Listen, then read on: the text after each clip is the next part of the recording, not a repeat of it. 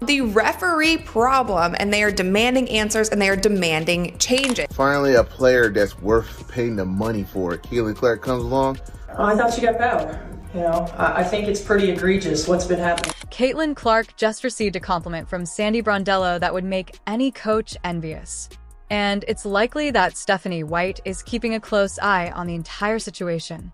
The coach of the New York Liberty is out here discussing letting Caitlin run plays and taking on the role of coach. This is quickly becoming spicy. However, please let me know in the comments before we get into this coaching drama. Is Stephanie White secretly angry over all the compliments Caitlin is receiving from other coaches, in your opinion? Grabbing, physically grabbing her, applying pressure, pushing her. Look at Brittany. What truly broke the camel's back wasn't a single incident. Rather, a confluence of financial stress, bias, and ineptitude ultimately compelled the WNBA to act. Look at this. Look at this. Let me begin with the Liberty versus Fever game, which revealed everything. A discrepancy of -31 free throws compared to previous games. A clear no call on Caitlin Clark in the closing seconds that may have with 2.9 seconds remaining and behind by 2 points. Caitlin Clark should have had the opportunity to tie the game and force OT, but instead we witnessed a masterpiece in bad basketball officiating. Attacking the rim, and the disrespect right now for our team has been pretty unbelievable. So The replay clearly demonstrates Natasha Cloud's repeated, blatant contact with Clark, which is so evident that even casual spectators were yelling at their TVs. But the referee's total radio silence was not even given a passing thought.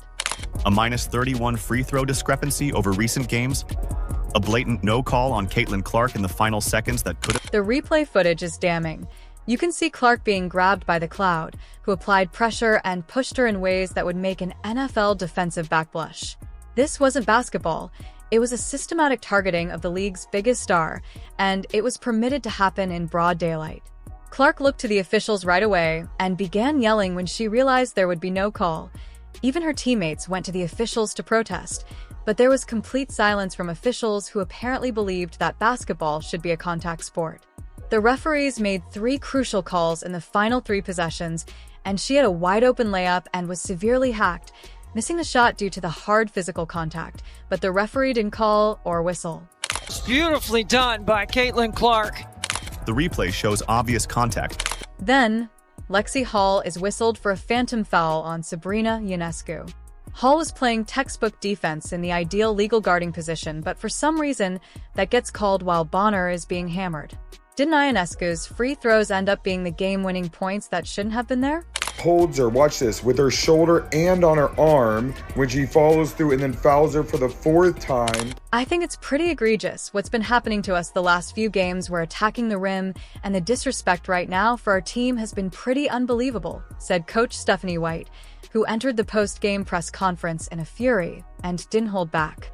She pointed out that the team had a -31 free throw discrepancy over recent games. Consider that number 31 fewer free throw attempts than their opponents. She had a wide-open layup and got hacked hard. There's a system to make sure that we can send stuff in and communicate our grievances, so to speak. I don't know that I ever feel like the system works, White said, bluntly criticizing the WNBA's grievance procedure. She literally means that most coaches remain silent because of fear of fines, and the league doesn't care when teams complain about biased officiating, White declared. She is here to shield her team from the so-called system, so screw the consequences.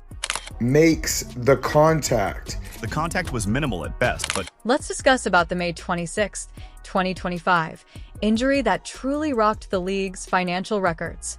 Due to a left quadriceps strain, Caitlin Clark would be sidelined for at least 2 weeks, with a possibility of a month-long absence, according to the Indiana Fever.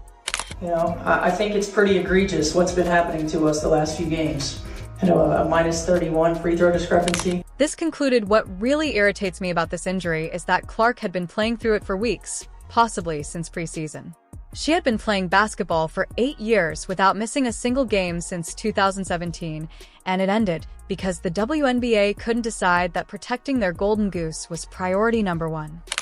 Look, there's a system to making sure. Fans had been complaining that Clark appeared uneasy on the sidelines, exposing heat compression on her quad, and there were signs all over the place, but no one wanted to acknowledge them until the financial impact became clear. Recently, new footage surfaced that showed Clark using heating pads on her quad during games. Is a new injury. This is not the injury that she was dealing with during The video from the Atlanta Dream game is especially disturbing because it shows player after player touching Clark in ways that would cause a linebacker to blush, grabbing, pushing, applying pressure, and making physical contact that has nothing to do with basketball and everything to do with intimidation. This wasn't basketball. Rather, it was a targeted, systematic attack on the league's top player that was permitted to continue game after game. That Caitlin Clark will be sidelined for at least 2 weeks with a left quad strain. Let's speak numbers since they don't lie, unlike WNBA officials who seem to do. In 2024, there were 24 WNBA broadcasts, and the reason is clear: 21 of them had Caitlin Clark. These broadcasts attracted 1 million viewers. There is literally footage of her putting heat packs on her leg.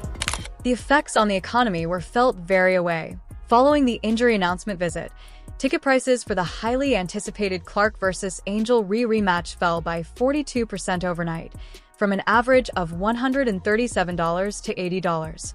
Indy also reported a 501% increase in visits to their Fever-specific website after Clark was drafted.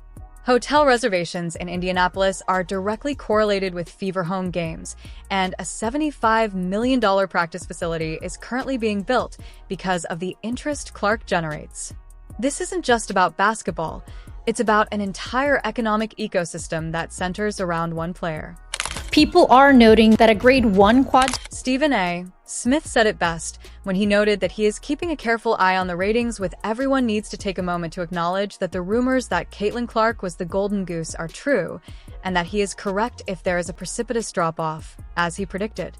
The most viewed WNBA regular season game in 25 years, the most recent Clark vs. Battle drew an incredible 2.7 million viewers, virtually Super Bowl figures.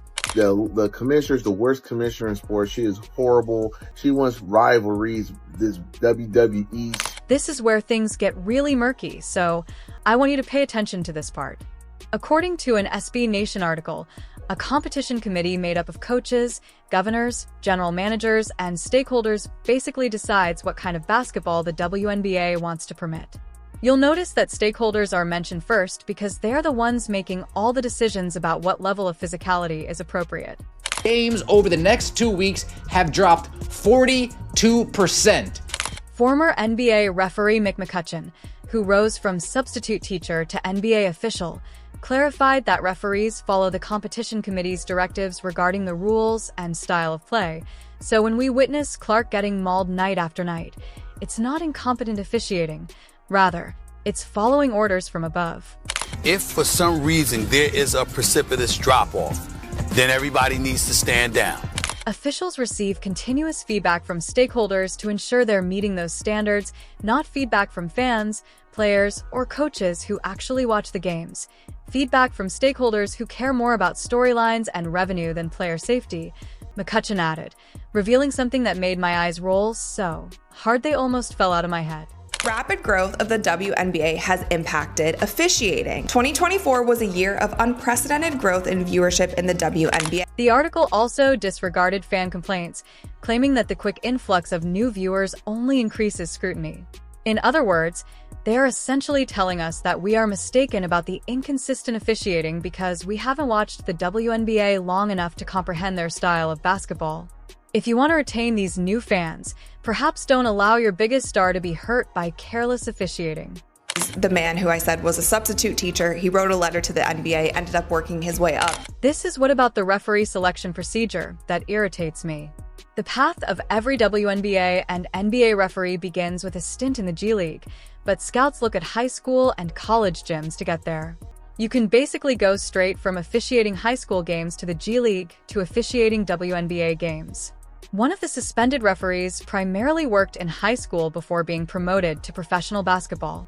Committee is the committee that dictates the state. The 3 suspended referees ended up serving as scapegoats for a systemic issue that extends far beyond individual poor decisions. Sources claim that for weeks, The league had access to incriminating video from several perspectives that showed Clark being singled out for heat compression during game fan reports. But no one wanted to admit the issue until Clark's injury drove their ratings and revenue projections into a tailspin, urging officials to better protect players who are subject to hard fouls. But as directly as they may be involved, since there was no major press conference, no apology to Clark or the Fever, just a brief statement stating that 3 officials had been dismissed of their responsibilities pending more review. The suspension announcement was buried in a press release issued Tuesday morning. Translation: after being caught red-handed, we're rushing to repair the damage before our golden goose suffers irreversible harm. Now they go on to say that in order to even get to the twisted irony in all of this is that after years of pleading for mainstream attention and attempting to get people to care about women's basketball, the WNBA finally found their miracle worker in Caitlin Clark, a player who draws viewership comparable to that of LeBron James. However, their response is to allow her to be singled out until she sustains an injury. Found out that referees got paid a lot more and he had a passion for basketball, so he wrote a letter to the... Because ESPN chose to broadcast a WNBA preseason game for the first time ever. But why and for whom?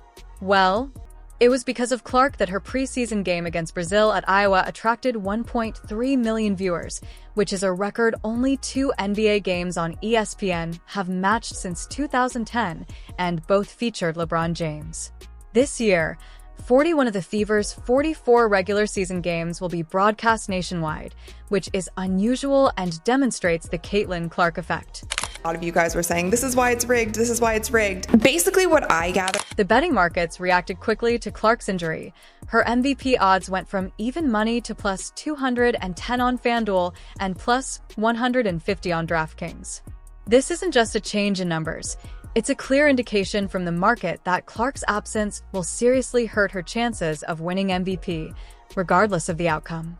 NBA, you beat her up, you treat her like crap, you treat her like she's dog doo-doo, dude. I never seen this in any sport, bro. What is even more frustrating about this situation is how easily it might have been avoided. According to Basketball 101, the WNBA only needed to tell its referees to call clear fouls when players grabbed and pushed their biggest star. The forthcoming games will serve as a hard reality check for the league because, rather than protecting your investment, they fostered an atmosphere where it was okay to attack Clark since referees had developed a habit of not calling her. Really interested in seeing, Molly, what kind of effect. The Fever's remaining schedule includes that eagerly awaited rematch with the Chicago Sky, but instead of Clark versus Rhee sending ratings skyrocketing, fans get Angel Rhee attempting to boost her brand against role players while the real draw recovers from injuries that could have been avoided on the court, and the referees are swallowing their whistles. Without Clark, they're about to rediscover what WNBA ratings looked like before she arrived. The WNBA is currently facing a significant turning point. Will Caitlin Clark's absence serve as the final reminder that they must address the officiating shortcomings that brought about this situation? Will they acknowledge that allowing players to rough up their biggest star is a disaster for both player safety and business, or will they continue to brush it under the rug and act as though this type of systematic targeting is just a part of the game? And they have actually made sure that the offense can run smoothly. The thing with... Here's what I think will happen. These suspensions are more about financial fear than they are about justice. The WNBA understood that millions of dollars in lost revenue, viewership, and credibility would result from its careless officiating. When Clark returns, hopefully soon, we'll see if this was true accountability or just another token gesture from a league that continuously fails to understand its own best interest. The 3 suspended referees became convenient scapegoats for a problem that begins at the top with stakeholder committees prioritizing storylines over player safety. Please leave a comment below with your thoughts on these long overdue suspensions.